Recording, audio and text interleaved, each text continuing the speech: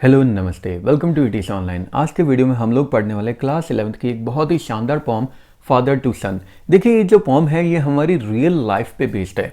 जब इस पोम को हम लोग पढ़ेंगे ना तो आप लोगों को लगेगा कि यार ये तो कितनी रिलेटेड है आप लोगों से, इसलिए पोम की एक एक लाइन बड़े ध्यान से देखना। सो चलिए बिना देरी के हम लोग स्टार्ट करते हैं शानदार poem father to son written by Elizabeth Jennings.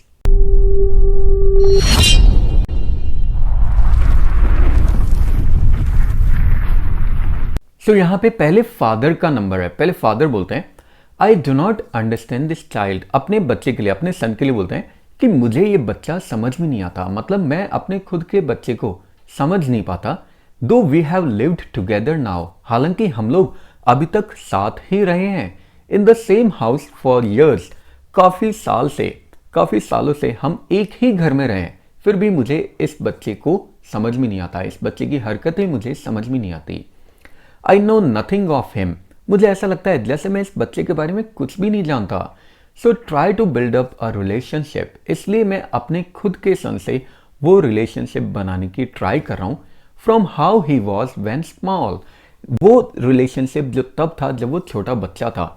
मतलब फादर बड़ा परेशान हो गया। भाई जैसे ही बच्चे टीन एज में एंटर कर जाते हैं उनका बिहेवियर चेंज हो जाता है। अब ये बिहेवियर किसी भी रीजन से हो सकता है, ये हार्मोनल चेंजेस की वजह से हो सकता है, या फिर हम लोग सोसाइटी में निकलते हैं तो हमारे फ्रेंड का इन्फ्लुएंस वगैरह हम पे होता है, सोसाइटी का इन्फ्लुएंस होता है, तो उसकी वजह से सबसे बड़े दुश्मन हम लोगों को अपने पेरेंट्स से लगने लग जाते हैं। तो यहाँ पे फादर बड़े परेशान हो गए अपने खुद के बेटे के बिहेवियर से, और वो बोल रहे हैं मुझे इस बच्चे को समझ में नहीं आता है, मैं इस बच्चे की हरकतें नहीं समझ पा रहा। हालांकि काफ़ी सालों से हम दोनों एक ही घर में रहे हैं, एक ही घर को हमने शेयर किया है, फिर भी मुझे ऐसा लगता है कि जैसे मैं इसका बाप होने के बावजूद भी इस बच्चे के बारे में कुछ भी नहीं जानता। इसलिए मैं वो रिलेशनशिप बनाने की कोशिश कर रहा हूँ जो तब था जब वो छोटा बच्चा था। क्योंकि छोटे बच्चे जो होते हैं उन्हें पेरेंट्स से बड़ा लगाव होता है, उन्हें दुनिया में कुछ भी नहीं चाहिए होता है, सिर्फ अपने पेरेंट्स के। घर पे जैसे ही पापा आते हैं तो वो भागे भागे पापा पापा चिल्लाते हुए उनके गले लग जाते हैं, उनके पाँव पकड़ लेते हैं। तो मतलब उस समय का जो रिलेशनशिप होता है वो एकदम अफेक्शन से भरा हुआ होता है। अब आगे फादर बोलते हैं येट आई हैव किल्ड, हालांकि मैं खत्म कर चुका हूं, मार चुका हूं, द सीड आई स्पेंट और सोन इट, वो सीड जो मैंने खुद ने स्पेंड किया था और उगाया था। Where the land is his and none of mine, यहां तक कि मैं अब उस सीड को भी, यहां पे सीड किसको बोला गया, ड्रीम को, सपने को बोला गया। अब मैं उस सपने को भी मार चुका हूं जो सपना मैंने उस जगह पे उगाया था जो उसकी जमीन थी, मेरी नहीं थी। यानी जनरली होता क्या है कि जो पेरेंट्स होते हैं वो अपने खुद के सपने अपने बच्चों की आंखों से देखते हैं। मतलब वो चाहते हैं कि अगर उनका डॉक्टर बनने का सपना था वो नहीं बन पाए, इंजीनियर बनने का सपना था, बिजनेसमैन बनने का सपना था वो नहीं बन पाए, तो वो चाहते हैं कि हमारे बच्चे डॉक्टर बने, इंजीनियर बने, हम सफल नहीं हो पाए तो वो सफल हो। तो वो अपने जो अधूरे सपने होते हैं वो चाहते हैं कि उनके बच्चे पूरे करें, और उन्हें वही खुशी होती है। तो इसकी वजह से वो हमसे कुछ एक्सपेक्टेशन रखते हैं। जैसे हम लोगों पे एग्जाम का प्रेशर भी डालते हैं कि बेटा पढ़ लो, लेकिन हम लोगों को क्या लगता है कि यार ये तो हमारे दुश्मन बने हुए हैं। वो हम लोगों पे छोटी मोटी रोक टोक भी लगाते हैं, लेकिन फिर भी हम लोगों को क्या लगता है कि यार ये तो हमारे दुश्मन बने हुए हैं। तो फादर बोलते हैं हालांकि मुझे कुछ नहीं चाहिए, मेरे बच्चे से सिर्फ वो रिलेशनशिप चाहिए जो जब वो छोटा था तब हुआ करता था। अब तो मैं उस सीड को, यानी उस ड्रीम को भी खत्म कर चुका हूँ जो ड्रीम मैंने उसकी लाइफ में उगाया था, वो लाइफ जो मेरी नहीं थी। यानी अब उस सीड को भी मैं उखाड़ चुका हूँ, मार चुका हूँ, जो मैंने उस जमीन पे उगाया था, जो जमीन उसकी थी मेरी नहीं थी। यानी उसकी लाइफ के थ्रू मैं जो सपने देख रहा था अब तो उन सपनों को भी मैं मार चुका हूँ। वी स्पीक लाइक स्ट्रेंजर्स, अब हम लोग बात भी एकदम स्ट्रेंजर की तरह करते हैं, मतलब एकदम अजनबियों की तरह। जब छोटा था उस समय तो हम लोग ढेर सारी बातें किया करते थे, मैं उसे कहानियां भी सुनाया करता था, काफ़ी टाइम मेरे साथ स्पेंड किया करता था। लेकिन अब तो एकदम स्ट्रेंजर की तरह बात होती है, हाय हेलो होता है बस, उसके अलावा कुछ नहीं। There is no sign of understanding in the air, air यहाँ पे एटमॉस्फेयर को बोला गया है। अब तो ऐसा लगता है जैसे आसपास के एटमॉस्फेयर में अंडरस्टैंडिंग का कोई साइन ही नहीं है। मतलब मैं उसकी बातें नहीं समझ पाता, वो मेरी बातें नहीं समझ पाता, हम दोनों में कोई भी अंडरस्टैंडिंग नहीं है, ऐसा लगता है। This child is built to my design, इस चाइल्ड को मेरे डिजाइन से बिल्ड किया गया है। यानी ये जो बच्चा है ये मेरा ही है, इसमें सारी मेरी खूबियां होनी चाहिए, मेरा ही इसमें डीएनए है। Yet what he loves I can not share, लेकिन फिर भी अब जो चीज़ें इसको पसंद है वो मैं शेयर नहीं कर सकता, यानी इसकी पसंद बिल्कुल बदल चुकी है। जो मुझे पसंद नहीं थी वो अब इसे पसंद है, जो मुझे पसंद थी वो इसे पसंद नहीं है। तो बच्चा मेरा ही है, लेकिन फिर भी हमारी पसंद में ज़मीन आसमान का फ़र्क है। जो इसको पसंद है वो मैं शेयर नहीं कर सकता। साइलेंस सराउंड्स अस, और इसलिए हमारे चारों तरफ एक साइलेंस रहता है, सन्नाटा छाया रहता है। क्योंकि जब भी बात करते हैं तब आर्ग्यूमेंट होता है, बहस होता है, कंट्रोवर्सी होती है, इसलिए दोनों बात ही नहीं करते हैं। अब तो बस एकदम नॉर्मल फॉर्मेलिटी वाली बातें होती है।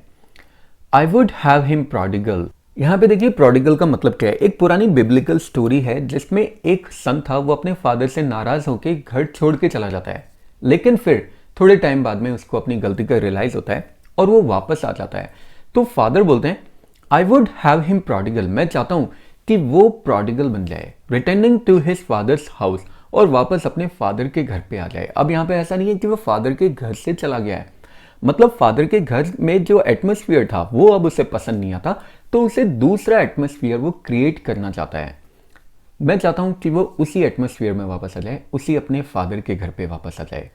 द होम ही न्यू, उस घर में वापस आ जाए जिस घर को वो जानता था। जानता था मतलब जिस घर में वो पैदा हुआ था, जिस घर में हम लोग लव, अफेक्शन, इमोशन शेयर किया करते थे।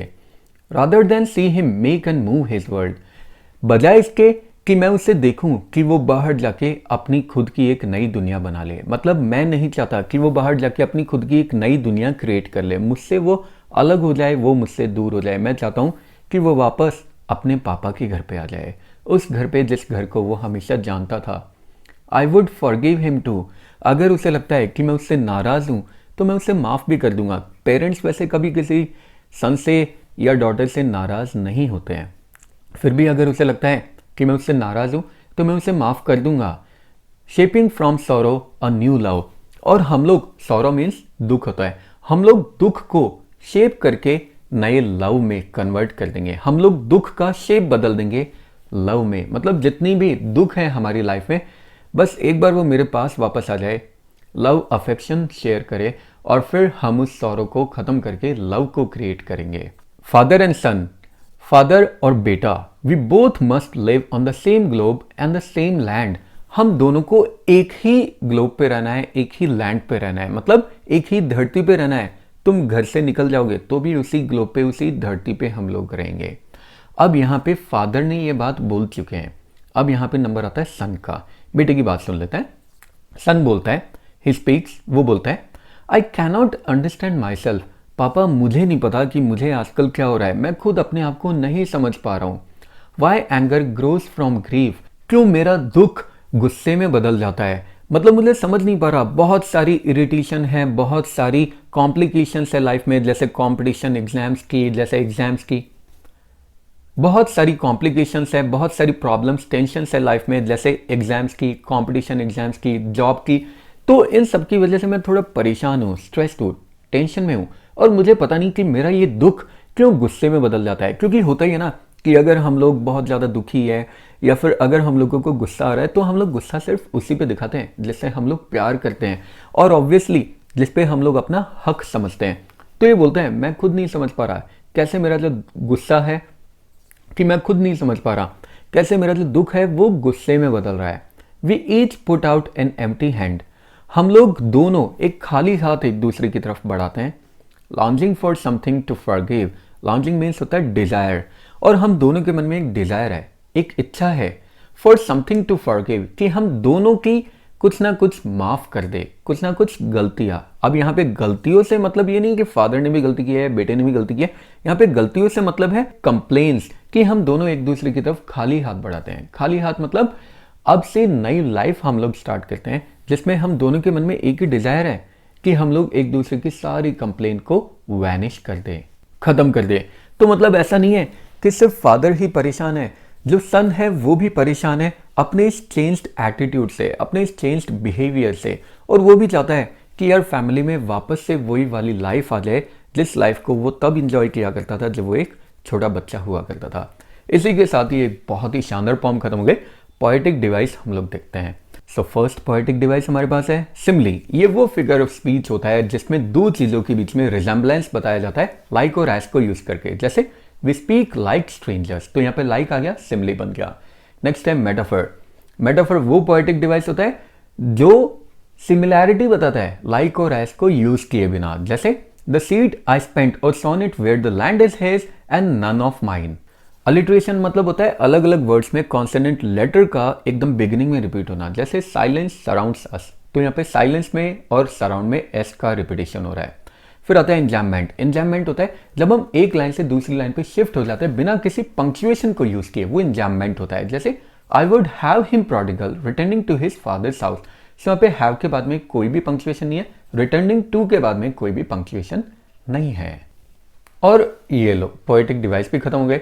आई होप आप लोगों को वीडियो अच्छा लगा होगा। वीडियो अच्छा लगा तो हाँ, यहाँ तक आगे चैनल को सब्सक्राइब किए बिल्कुल मत जाना। और हाँ, आप हमें इंस्टाग्राम पे फॉलो कर सकते हैं, फेसबुक पे भी फॉलो कर सकते हैं, टेलीग्राम चैनल को भी आप लोग ज्वाइन कर सकते हैं। सारी इंपॉर्टेंट पीडीएफ, इंपॉर्टेंट क्वेश्चन और पीपीटीज वहाँ पे शेयर कर दी जाएगी। चलिए मिलते हैं और किसी मजेदार वीडियो में नेक्स्ट वीडियो तक के लिए have a good day, take care, bye bye, जय हिंद, जय भारत, राधे राधे।